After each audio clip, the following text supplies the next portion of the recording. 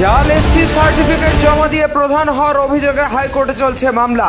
এর মধ্যে শারীরিক অসুস্থতার কারণ দেখিয়ে পদত্যাগ করলেন প্রধান। শারীরিক অসুস্থতার কারণ দেখিয়ে প্রধান পদ থেকে পদত্যাগ করলেন উত্তর চব্বিশ পরগনা জেলার বনগাঁ ব্লকের ছয়ঘরিয়া গ্রাম পঞ্চায়েতের প্রধান উমা দাস ঘোষ। মঙ্গলবার অফিসিয়ালি পদত্যাগপত্র গ্রহণ করলেন বনগাঁর বিডিও কৃষ্ণেন্দু ঘোষ। কারণ হিসেবে উমাদেবী দাবি করেছেন দীর্ঘদিন ধরে শারীরিকভাবে অসুস্থ থাকার কারণে তিনি প্রধান পদ থেকে পদত্যাগ করছেন। এই পদত্যাগের পরের কারণ হিসেবে উঠে আসছে আরও একটি তথ্য। গত বছর অল ইন্ডিয়া মতুয়া মহাসংঘের পক্ষ থেকে বনগাঁ মহকুমা বেশ কয়েকজন রাজনৈতিক ও প্রশাসনিক ব্যক্তির বিরুদ্ধে জাল এসসি সার্টিফিকেট জমা দিয়ে নির্বাচনের প্রতিদ্বন্দ্বিতা করার অভিযোগ তোলেন। সেটা তৃণমূলের আরেক গোষ্ঠী করেছে, আপনারা দেখেছেন সেখানে আন্দোলন চলছে।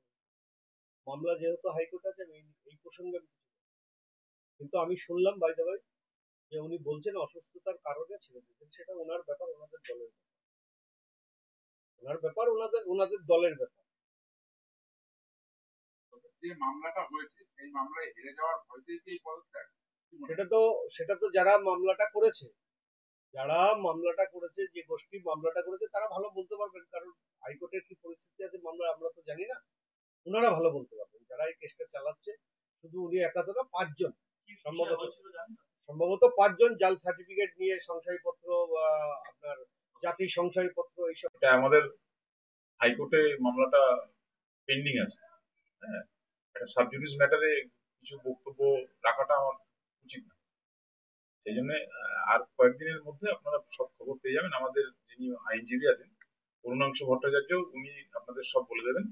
আর মমতা ঠাকুর আমাদের যিনি নেত্রী, আমাদের অল ইন্ডিয়া মতুয়া মহাসংঘের সভাধিপতি, উনি আপনাদের সব বলে দেবেন। কি মামলা করেছে?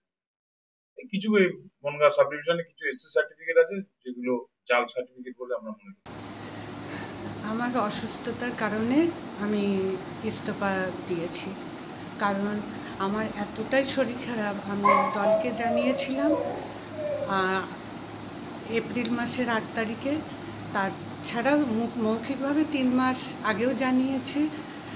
তারপরে জানানোর পরে দল আমাকে কিছুতেই ছাড়তে চাইছিল না। দলের কাছে আমি কৃতজ্ঞ। আর মেম্বারদেরকেও ডেকে মিটিং করা হয়েছিল, মেম্বাররাও কেউ আমাকে ছাড়তে চেয়েছিল না।